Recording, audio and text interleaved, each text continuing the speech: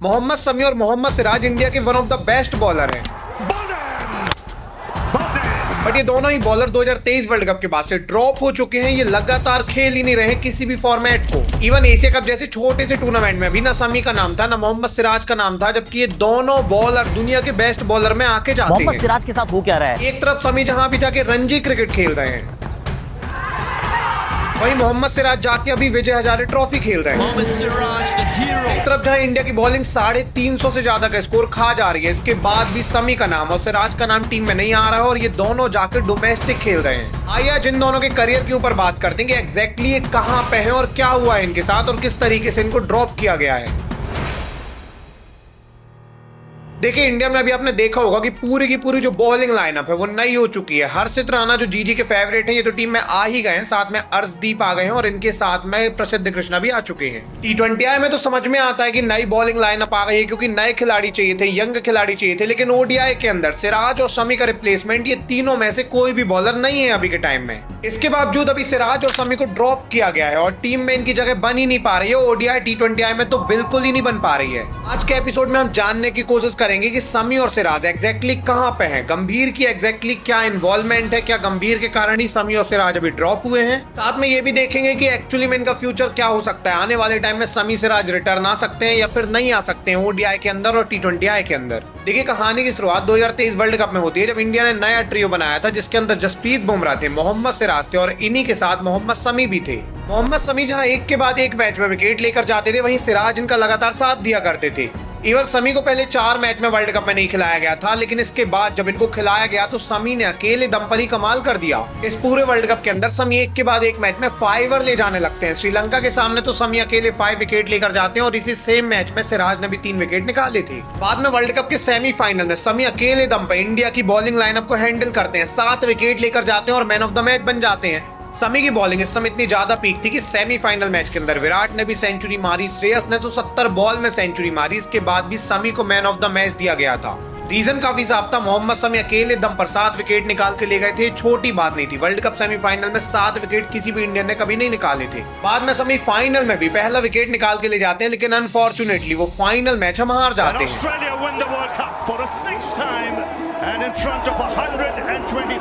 अब फाइनल हम भले हार गए थे, लेकिन मोहम्मद शमी को आप देखेंगे तो उन्होंने कमाल किया था। अपनी तरफ से मोहम्मद शमी ने जान झोंक दी थी क्योंकि 7 मैच के अंदर शमी ने 24 विकेट निकाले थे।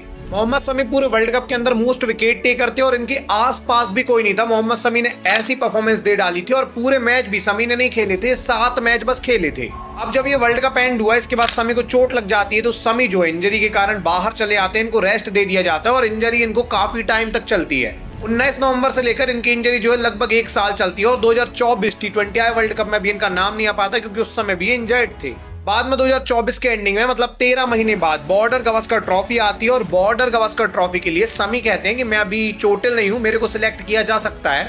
बट रोहित शर्मा यहाँ इंटरव्यू में आते हैं और रोहित कहते हैं कि यार शमी अभी फुली फिट नहीं है, शमी को स्वेलिंग वगैरह हो रही है और हमें फुली फिट चाहिए शमी, इसलिए हम शमी को सिलेक्ट नहीं कर रहे हैं। शमी इस समय रणजी वगैरह खेल रहे थे, NCA की देखभाल कर रहा था। NCA मतलब नेशनल क्रिकेट एकेडमी, जो देखता है प्लेयर की इंजरी वगैरह। शमी इस समय और ज्यादा फिट हो रहे थे तो ठीक है, शमी ने बोला ठीक है, रोहित को लग रहा है मैं पूरा फिट नहीं हूं तो मैं और फिट हो जाता हूं, इसके बाद मैं इंडियन टीम में आऊंगा। बाद में लोगों ने मन से खबर फैला दी कि रोहित के बीच में और शमी के बीच में कहा सुनी हो गई, जबकि ऐसा कुछ भी नहीं हुआ था। शमी एक्चुअली में टोटल फिट नहीं थे, शमी बस जल्दी खेलना चाहते थे तो उन्होंने कह दिया मैं फिट हूँ। बट रोहित ने NCA से बात की थी और एक्चुअली में शमी फिट नहीं थे तो शमी को बोला गया कि थोड़ी और आप रिकवर हो जाओ, इसके बाद आप टीम में आ जाना। बाद में 2025 का साल आता है और शमी की वापसी कराई जाती है और इनकी वापसी चैंपियन ट्रॉफी में होती है। चैंपियन ट्रॉफी ODI का काफी बड़ा टूर्नामेंट है, वर्ल्ड कप जैसे चैंपियन ट्रॉफी खेली जाती है, तो यहाँ पे शमी की वापसी होती है और पहले मैच के अंदर ये 5 ओवर लेके जाते हैं। बाद में शमी ने और कमाल कर दिया जब 5 मैच के अंदर ये 9 विकेट ले जाते हैं और इस पूरे चैंपियन ट्रॉफी में शमी के विकेट सबसे ज्यादा थे इंडिया की तरफ से। सोचने वाली बात ये थी कि इस चैंपियन ट्रॉफी में शमी ने ऐसा डोमिनेट किया था कि मैट हेनरी के 10 विकेट थे पूरे चैंपियन ट्रॉफी में सबसे ज्यादा और शमी यहाँ पे दूसरे नंबर में थे। फॉर्चुनेटली इंडिया चैंपियन ट्रॉफी एक तरफा जीत गई थी बिना मैच हारे।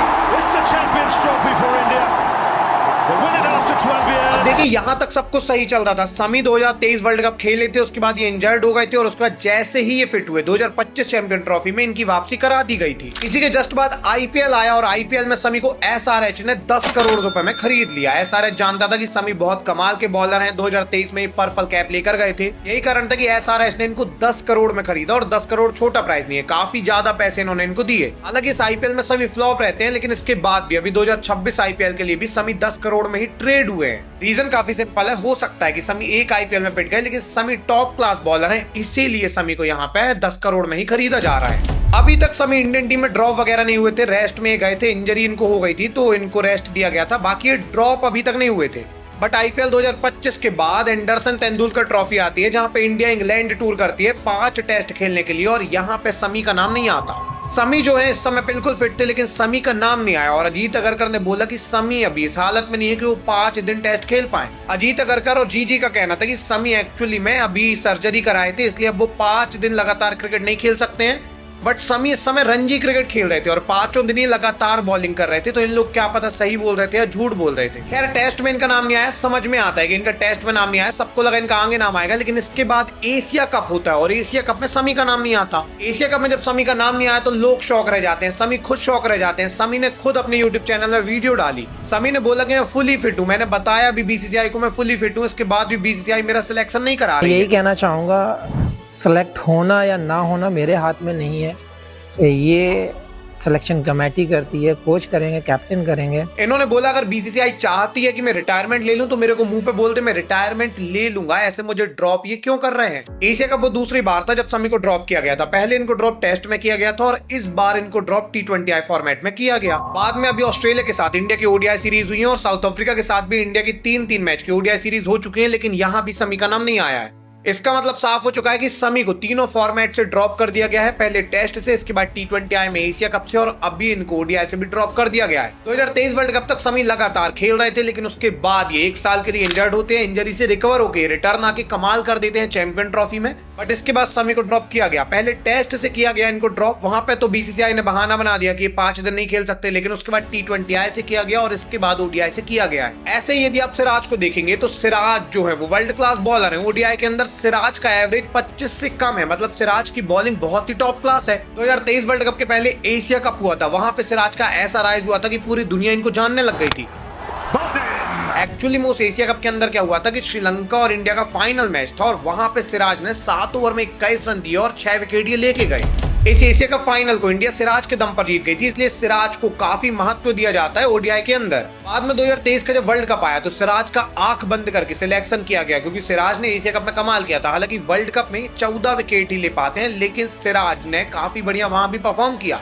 वर्ल्ड कप में सिराज के विकेट मायने इसलिए नहीं रखते क्योंकि वहां पे बुमराह ने बहुत विकेट निकाल लिए, समी ने निकाल लिए, तो सिराज ने थोड़ी कम भी लिए, तो ठीक है सिराज ने वहां भी परफॉर्म किया था। 2023 वर्ल्ड कप के बाद सिराज को भी रेस्ट दे दिया गया, सिराज को बोला कि अभी आप रेस्ट करो, और इस समय इनको रेस्ट ही दिया गया था, ये ड्रॉप वगैरह नहीं हुए थे क्योंकि सिराज को बोला गया था कि आपकी वापसी हम कराएंगे। तो 2023 वर्ल्ड कप के बाद इंडिया के 5 T20I मैच ऑस्ट्रेलिया से हुए थे, इनके कुछ मैच साउथ अफ्रीका से भी हुए थे और दोनों सीरीज में सिराज को रेस्ट दिया गया था। बाद में सिराज को साउथ अफ्रीका के सामने 2 टेस्ट खेलने के लिए बुलाया जाता है और सिराज का जब कमबैक कराया जाता है तो सब लोग खुश हो जाते हैं, सिराज आके परफॉर्म भी करते हैं। इसके बाद 2024 आता है, 2024 की स्टार्टिंग में 5 टेस्ट मैच इंडिया और इंग्लैंड के होते हैं। इंग्लैंड जो है वो इंडिया आई थी और यहाँ भी सिराज का नाम आ गया था। मिला जुलाकर सिराज को जो रेस्ट दिया गया था वो खत्म हो गया और सिराज को अब लगातार टीम में जगह दी जा रही थी। अब 2024 का आईपीएल आ गया था और आईपीएल में तो इनको आरसीबी ने 7 करोड़ में एक बार फिर से रिटेन किया। इस आईपीएल के अंदर मोहम्मद सिराज कमाल करते हैं, आरसीबी की तरफ से 15 विकेट निकाल के लेकर जाते हैं और ये हमेशा जान झोंक के बॉलिंग करते हैं, वो तो ये लगातार कर ही रहे थे। आरसीबी प्लेऑफ तक में गई थी इस सीजन और सिराज जो है वो आरसीबी के मेन लीडिंग बॉलर थे, मतलब वो लगातार आरसीबी के लिए अपना काम कर रहे थे। इसी के बाद 2024 का वर्ल्ड कप आया और 2024 वर्ल्ड कप में इंटरेस्टिंगली सिराज का नाम आता है 15 की स्क्वाड में। इस वर्ल्ड कप में समी का नाम इसलिए नहीं आया था क्योंकि समी उस समय इंजर्ड थे, रेस्ट पीरियड में थे, लेकिन सिराज इस समय अवेलेबल थे और सिराज का नाम आया। लोगों को समझ में आया कि ऑस्ट्रेलिया साउथ अफ्रीका के सामने जो T20I सीरीज थी वहां पे सिराज को रेस्ट ही दिया गया था, क्योंकि उसके बाद ये टेस्ट में भी आ गए हैं और T20I में भी रिटर्न आए हैं।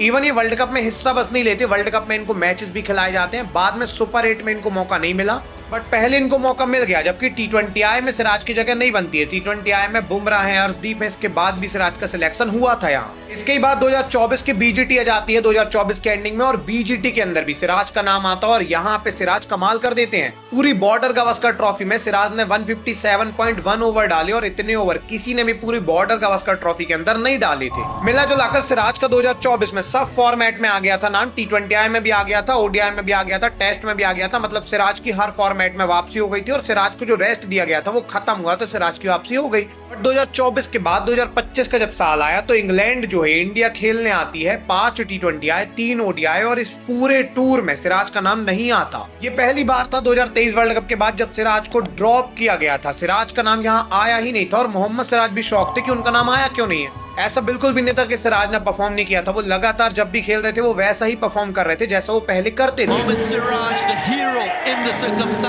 इसके बावजूद सिराज का नाम अभी नहीं आ रहा था और ये सब लोगों को शॉक कर रहा था कि सिराज का नाम क्यों नहीं आया।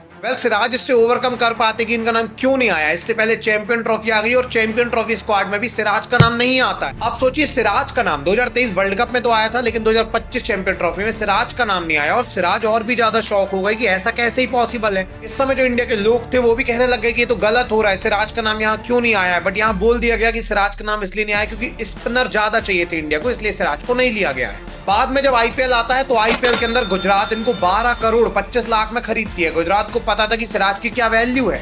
बाद में 2025 IPL में सिराज ने 12 करोड़ 25 लाख वाली परफॉर्मेंस भी दी। इन्होंने 16 विकेट निकाली और बताया कि ये किस लेवल के खिलाड़ी हैं। एंड इसी के बाद 2025 में एंडरसन तेंदुलकर ट्रॉफी आई, जहां इंडिया इंग्लैंड जाती है 5 टेस्ट खेलने के लिए और यहाँ पे सिराज का नाम आया टेस्ट के अंदर। सिराज का जब नाम आया इन टेस्ट के अंदर तो सिराज ने इस टेस्ट में कमाल भी किया। 5 ओवर लेना स्टार्ट करते हैं, अकेले दम पे इन्होंने मैच निकाले हैं। इवन फाइनल मैच इंडिया को इन्होंने अकेले दम पे जिताया, वो आखिरी विकेट गिराकर।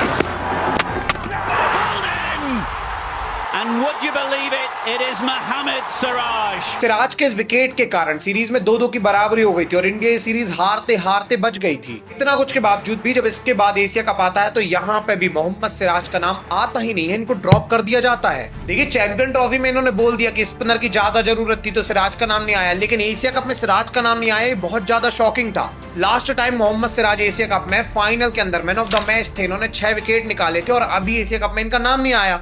आपको लग रहा होगा उस समय ODI फॉर्मेट में था, अभी T20I फॉर्मेट में था, तो T20I वर्ल्ड कप में भी इनका नाम आया था, तो इनका फिर एशिया कप में कैसे नाम नहीं आया। T20I वर्ल्ड कप जो इतना बड़ा टूर्नामेंट है वहां पे सिराज का नाम आया था, लेकिन एशिया कप इतना छोटा टूर्नामेंट जो एशिया की टीम बस खेल रही है वहां पे इनका नाम नहीं आया। अभी आप देखोगे तो ऑस्ट्रेलिया के साथ जो इंडिया की सीरीज थी वहां पे सिराज का नाम आता है, लेकिन साउथ अफ्रीका के साथ इंडिया की जो सीरीज थी यहाँ पे सिराज का नाम नहीं आता है। मिला जुलाकर हम ये कह सकते हैं कि मोहम्मद सिराज का नाम ODI और T20I में लगभग ना के बराबर आ रहा है। 10 में से 1 सीरीज इनको खेलने को मिलती है, टेस्ट में इनका नाम लगातार आ रहा है। एंड ऐसा भी नहीं कि अभी सिराज को रेस्ट दिया गया है, क्योंकि सिराज अभी जाके विजय हजारे ट्रॉफी खेल रहे हैं, मतलब सिराज ODI के लिए अवेलेबल है। इसके बाद भी सिराज का नाम अभी टीम में नहीं आ रहा है। मोहम्मद सिराज के साथ हो क्या रहा है? अगर आपको लग रहा है कि मोहम्मद सिराज और मोहम्मद शमी अभी कहाँ हैं, तो ये दोनों अभी डोमेस्टिक खेल रहे हैं। शमी अभी रणजी क्रिकेट खेल रहा है और मोहम्मद सिराज विजय हजारे ट्रॉफी खेल रहे हैं और इंडियन टीम में इनकी जगह नहीं बन रही है। देखिए, अगर इनकी जगह नहीं बन रही तो ऐसा होना चाहिए कि इंडियन टीम की बॉलिंग बहुत अच्छी है इसलिए इनकी जगह नहीं बन पा रही है, लेकिन ऐसा भी बिल्कुल भी नहीं है। इंडियन टीम की बॉलिंग अभी इतनी भी अच्छी तो है नहीं, क्योंकि 3 साल बाद इंडिया ने 350 से ज्यादा का रन जो है वो खा चुके हैं। और 350 से ज्यादा का रन ये क्यों खा गए? क्योंकि बॉलिंग लाइनअप में हर्षित राणा, प्रसिद्ध कृष्णा थे। मतलब कि अभी शमी और सिराज को लाया जाए तो इंडिया बॉलिंग लाइनअप बहुत अच्छी हो जाएगी। इसके बाद भी इनको T20I ODI में नहीं लाया जा रहा है। बट हम ये जानने की कोशिश करते हैं क्या गंभीर का इसमें हाथ है, क्या गौतम गंभीर के कारण मोहम्मद सिराज और मोहम्मद शमी नहीं आ पा रहे हैं। पहले यदि हम देखें तो 2023 तक शमी और सिराज दोनों लगातार खेल रहे थे। 2024 वर्ल्ड कप में भी सिराज का नाम आया था, शमी उस समय रेस्ट में थे इसलिए उनका नाम नहीं आया था। 2023 तक राहुल द्रविड़ इंडिया के कोच थे, 2024 वर्ल्ड कप में भी राहुल द्रविड़ इंडिया के कोच थे, इसीलिए यहाँ पे मोहम्मद सिराज का नाम टीम में आया था। 2024 के बाद गंभीर जो है वो इंडिया के हेड कोच बनते हैं और ये कहते हैं मुझे पूरा कंट्रोल चाहिए। पूरा कंट्रोल का मतलब ये सिलेक्शन कमेटी भी डिसाइड करेंगे कि कौन सिलेक्ट करेगा, किसको सिलेक्ट करेगा। बाद में आप देखिए 2024 वर्ल्ड कप के बाद मेजर टूर्नामेंट के अंदर ODI और T20I की मैं बात कर रहा हूँ, वहां पे सिराज का नाम नहीं आया है और शमी का नाम सिर्फ चैंपियन ट्रॉफी के अंदर आया है, बाकी ये भी ड्रॉप है। इसका मतलब गौतम गंभीर की बिल्कुल कहीं ना कहीं इन्वॉल्वमेंट है। कहीं ना कहीं गौतम गंभीर नहीं चाहते हैं कि सिराज और शमी तीनों फॉर्मेट लगातार खेले, इसलिए दोनों नहीं खेल पा रहे हैं। गौतम अगर चाहते तो सिराज का नाम एशिया कप में, शमी का नाम भी एशिया कप में आता, अभी भी ओडीआई में आता, बट इन दोनों का नाम जो नहीं आ रहा है वो बिल्कुल गौतम के कारण हुआ है। आप देखो समी तो लगातार आके कह रहे हैं कि मैं अवेलेबल हूं, मेरी वापसी कराई जाए, लेकिन समी की वापसी फिर भी नहीं कराई जा रही है किसी भी फॉर्मेट में। वो तीनों फॉर्मेट से ही ड्रॉप हो गए। सिराज को तो पता भी नहीं लगा, सिराज की परफॉर्मेंस हमेशा से सेम है, इसके बाद भी पता ही नहीं लगा कि वो T20 आई से और ओडीआई से कब ड्रॉप हो गए और सिर्फ टेस्ट के खिलाड़ी बचे। तो यहाँ पे हम साफ कह सकते हैं कि गौतम गंभीर की इन्वॉल्वमेंट है, तभी इन लोग नीचे गए हैं और एकदम से हर्षित राणा सारे फॉर्मेट में दिख रहे हैं, क्योंकि कहीं ना कहीं गौतम गंभीर हर्षित को फेवर कर रहे हैं। पहले यदि बात करें कि समी और सिराज का फ्यूचर क्या होगा, क्या फ्यूचर में ये तीनों फॉर्मेट के अंदर वापसी कर भी सकते हैं। समी जो है ये फास्टेस्ट इंडियन है जिन्होंने 100 विकेट निकाले हैं, फास्टेस्ट इंडियन ये है जिन्होंने 150 ओडीआई विकेट निकाले हैं, और यही फास्टेस्ट इंडियन है जिन्होंने 200 ओडीआई विकेट सबसे तेज निकाले हैं। इवन पूरी दुनिया में 200 विकेट निकालने की लिस्ट में समी सेकंड फास्टेस्ट की लिस्ट में है। समी इतनी तेज विकेट लेके जाते हैं हर मैच के अंदर। आईसीसी इवेंट में तो समी और भी ज्यादा बीस्ट बन जाते हैं। 2019 वर्ल्ड कप में समी ने 4 मैच में 14 विकेट निकाले थे। बाद में 2023 वर्ल्ड कप में समी ने 7 मैच में ही सबसे ज्यादा विकेट ले लिए थे पूरे वर्ल्ड कप के अंदर। इसके बाद चैंपियन ट्रॉफी में भी समी ने सबसे ज्यादा विकेट निकाले थे इंडिया की तरफ से। मतलब समी आईसीसी इवेंट में बहुत ज्यादा टॉप है।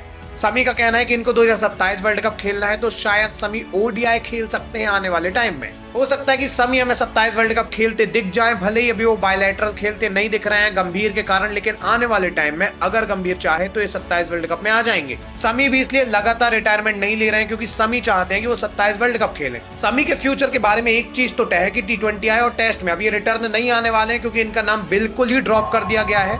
बट ये रिटायरमेंट नहीं ले रहे हैं और ये कह रहे हैं कि मैं 27 वर्ल्ड कप खेलना चाहता हूं, तो शायद ओडीआई में समी की वापसी हो सकती है।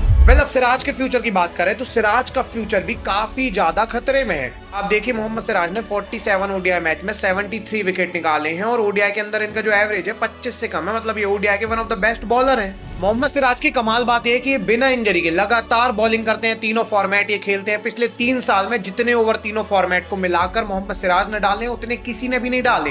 मतलब मोहम्मद सिराज लगातार कमाल करते जाते हैं, ये थकते भी नहीं है और ये जान झोंक देते हैं भाई बॉलिंग करने में। इनका सिलेक्शन होना ही चाहिए। बट मोहम्मद सिराज का सिलेक्शन आने वाले टाइम में T20 आई में तो बिल्कुल भी नहीं होने वाला है, क्योंकि T20 आई से इनको टोटल ड्रॉप कर दिया गया है। एशिया कप तक में इनका नाम नहीं आया था। ओवरऑल भी मोहम्मद सिराज ने 16 T20 आई मैच खेले थे। ये ज्यादा हो सकते थे अगर राहुल द्रविड़ कोचिंग में होते तो, बट गंभीर की कोचिंग में शायद सिराज के 16 ही मैच रह जाएंगे, शायद 20 हो पाए, लेकिन 20 से ज्यादा लगता नहीं T20 आई में खेल पाएंगे। रही बात ओडीआई की, तो ओडीआई में सिराज की वापसी हो सकती है, क्योंकि सिराज ओडीआई में one of the best bowler हैं। जब हर्षित को मार पड़ेगी, प्रसिद्ध कृष्ण को मार पड़ेगी, तो सिराज की वापसी होगी। बट सिराज एक फॉर्मेट तो लगातार खेलेंगे, वो टेस्ट होगा, क्योंकि टेस्ट में सिराज के जैसे इतनी ज्यादा बॉलिंग कोई कर ही नहीं सकता है। बुमराह लगातार टेस्ट खेलने में वैसे भी इंजर्ड हो जाते हैं। बाकी इंडिया टीम में कोई भी ऐसा बॉलर नहीं है जो सिराज जैसे लगातार बॉलिंग करे, विकेट भी लेकर जाए, और बुमराह जब नहीं रहते तो सिराज बुमराह का काम करते हैं। इसका मतलब फ्यूचर में सिराज अभी हमें देखने को मिल जाएंगे कि लगातार ये टेस्ट क्रिकेट खेलते रहेंगे। T20 आई क्रिकेट में ये बिल्कुल ही खत्म हो जाएंगे और ओडीआई क्रिकेट में इनकी वापसी हो सकती है। आपको क्या लगता है गंभीर की कितनी इन्वॉल्वमेंट है इन दोनों के करियर में? क्या गंभीर के कारण ही इन दोनों का करियर बहुत जल्दी खत्म हो जाएगा, या फिर गंभीर का कुछ इसमें लेना देना नहीं है? कमेंट सेक्शन में जरूर से बताइएगा। अगर आपको ये एपिसोड पूरा पसंद आया है तो आपको देखना चाहिए ईशान किशन का ये एपिसोड। मिलेंगे किसी अगले एपिसोड में, तब तक के लिए धन्यवाद।